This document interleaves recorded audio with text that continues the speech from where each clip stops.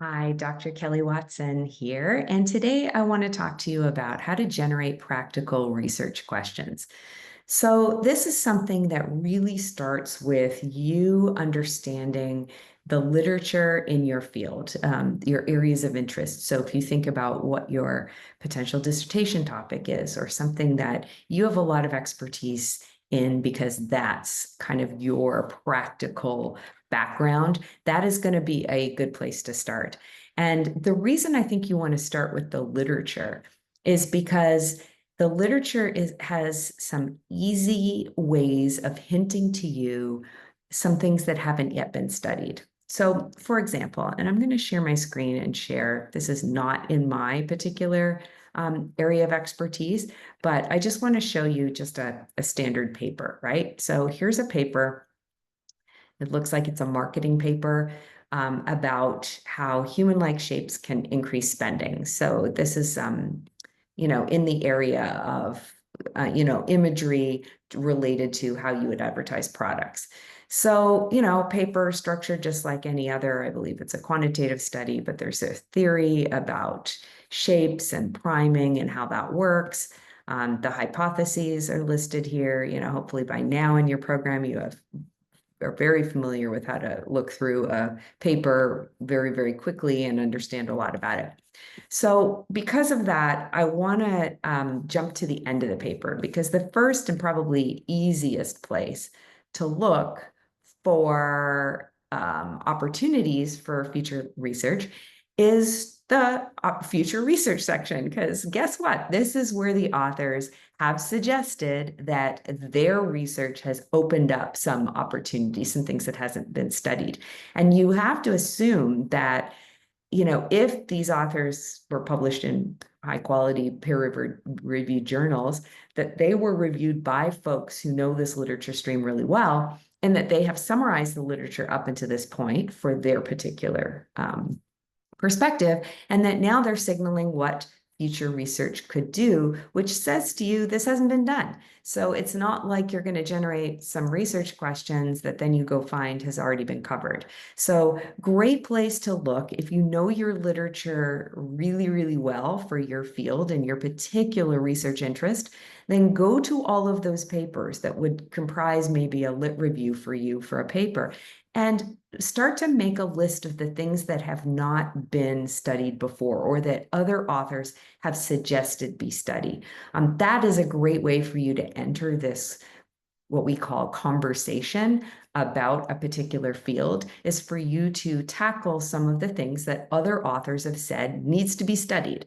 So great place to kind of go and figure out some things that may be of interest to you to study. So just make a list, just make a list of them.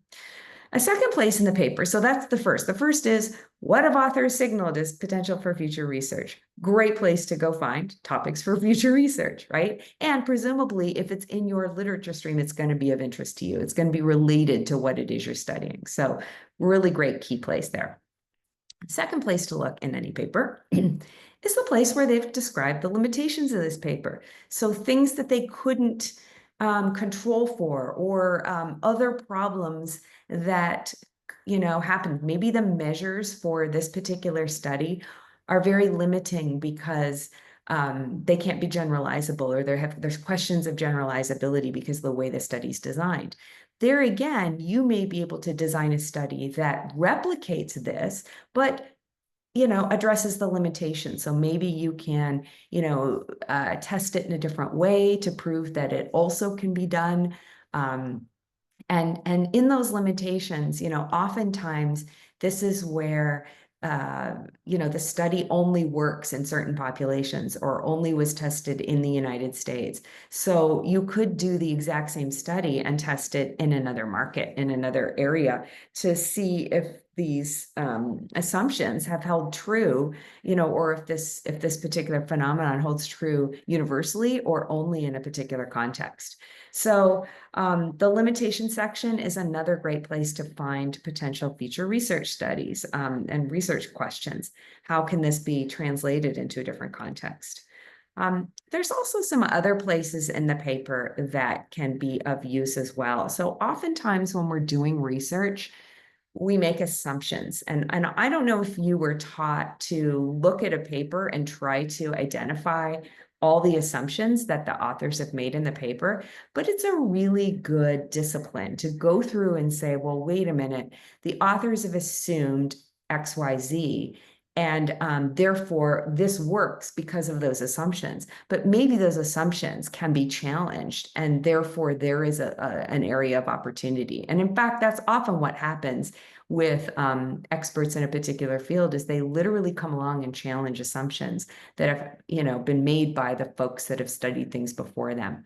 So, here's a a quick and dirty way to find out if assumptions have made is you actually type in the word assumptions. Let me spell it right. And then, oh, look, there's an assumption. So here is something that the authors have noted is an assumption in this particular research, and that is that people who are thin and can control their impulses to overeat are similarly able to control other aspects of their lives, in this case, finances. So, if this paper is based on that assumption, what about if you were to study a context where thinness is not associated with self-control? So, for example, in a market where people are heavier, and that's considered a good thing because they're able to survive disease and survive periods of food scarcity. So in that context, are people also considered better financial managers if they're thin? It would actually maybe be the opposite, or maybe that assumption just doesn't hold true at all. And so here is a place where you could potentially jump into the stream and say, I want to challenge that assumption, or I want to find a context where that assumption doesn't hold true anymore. Assumption hunting is it's a great way to critically review work that's been done in the past. And it's a great way to find new research questions, because oftentimes assumptions don't hold true over time. And when you start to reframe some of those assumptions, you find some real holes in, the way this stuff's been done, and great opportunities for you to study in the future. The final way to do such a thing with existing papers or with existing literature is to ask of the paper what boundary conditions exist in their constructs. So if you think about constructs are this theoretical container that we set up to be able to conceptualize something that we want to study and put it into a box, right? So we create this theoretical box around our constructs. And sometimes those boundaries can be blurry, or it can be limiting us to, other aspects. And it leads to questions like, well, what if? So for example, if we've said, a construct is this idea of body shape, for example, and they've defined body shape or humanistic body shape in a certain way. And I think there's a part in here where there's even diagrams about this, what it means to have a humanoid body shape. Well, they've had to define in this paper what they mean by that. And that gives you opportunities to poke holes in, well, is that a fuzzy definition? Could there be other things that also have these humanoid shapes that don't fall under the purview of this study, or that, is there a way that boundary could be pushed or even challenged? And so those are also great opportunities, because if that construct doesn't hold as being completely discrete from other constructs, then you have an opportunity to test where that falls apart and where there are other issues with it. So that is just with the existing literature. That is just going and finding research topics almost in an easy, way. What has the literature done? Can I replicate it? Can I replicate it in different contexts? Can I, continue the research in a way that other authors have already suggested? So just take what they've done and keep going.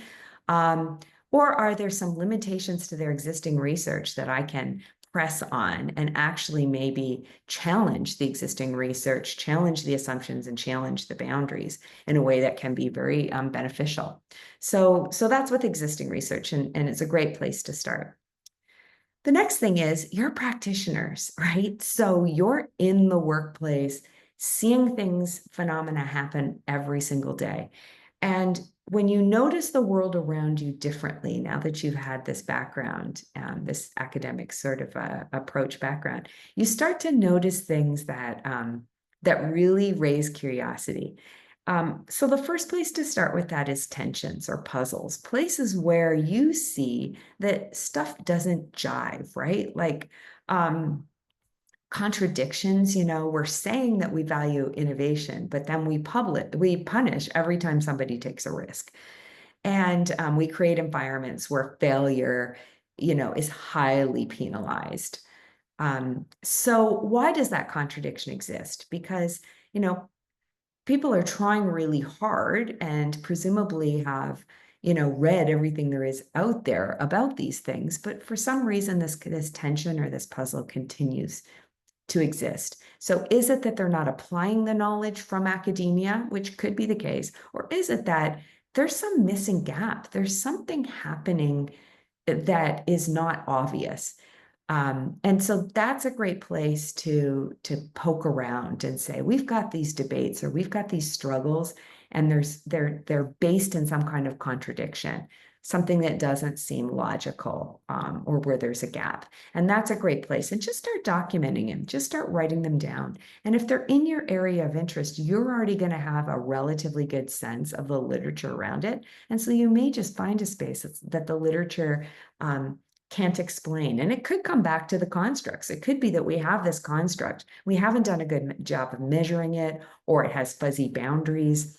And therefore, it's hard to connect it with all of the different antecedents that could potentially drive that outcome variable, or if it is an independent variable, maybe it hasn't been defined clearly enough that you can actually, really measure whether it has an outcome on your desired outcome variable. So really important to keep paying attention to that. You can also look at things that happen, more than anything, that there are policies or procedures that are written down, and then there's what really happens. There's the sort of informal behaviors and artifacts that happen all around you. And so you can also observe some of these informal practices and, challenge why it is that there's implicit systems working, or that there's adaptation happening outside of formal policies, or even resistance and unnamed resistance. You know that human behavior tends to follow certain individual characteristics in terms of reward systems and motivation. And so there's a lot of opportunities to say, okay, well, I've created this reward system, but people aren't behaving in a way I would expect. That's something interesting. And that's something that, may be a gap that is worth exploring. And the more we can solve those problems, the more valuable that's going to be for practice. And then the final one that comes to mind for me is reflecting on when something is decided and it has maybe an unintended consequence or an outcome that we don't expect. There may be something interesting there. There may be some assumptions that's behind this that haven't been fully explored, or maybe are taken for granted. And a good example here that comes to mind is that a lot of systems in the workplace are built assuming a participant that is male, is able-bodied, is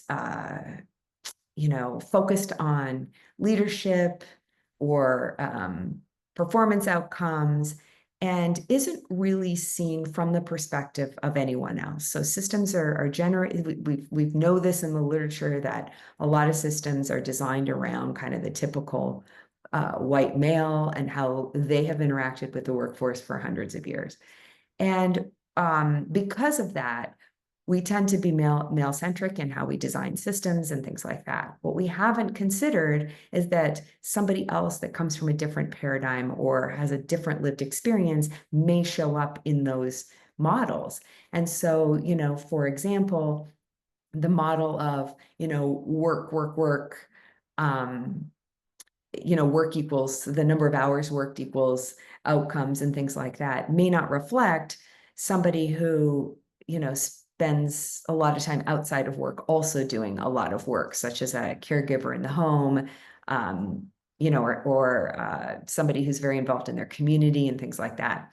And so, you know, those gaps have led to policies and workplace organization that's organized around one person's lived reality and not another's. And that can be something that is a blind spot. And then you wonder why, well, we're not getting the performance that we expect, or we're not getting the hours outcome that we expect.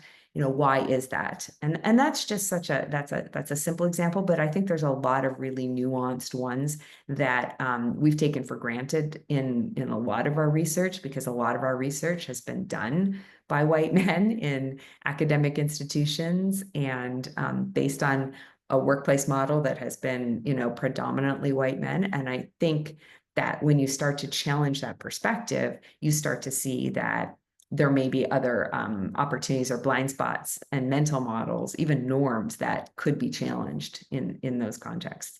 So I would suggest that now that you are becoming more aware of all of these opportunities for research questions, that you start to keep a journal of them, start to keep a list of, well, that's interesting, that's interesting. And then as you are developing sort of your body of research, you can start to explore. Has anyone explored this? Has anybody thought about this before?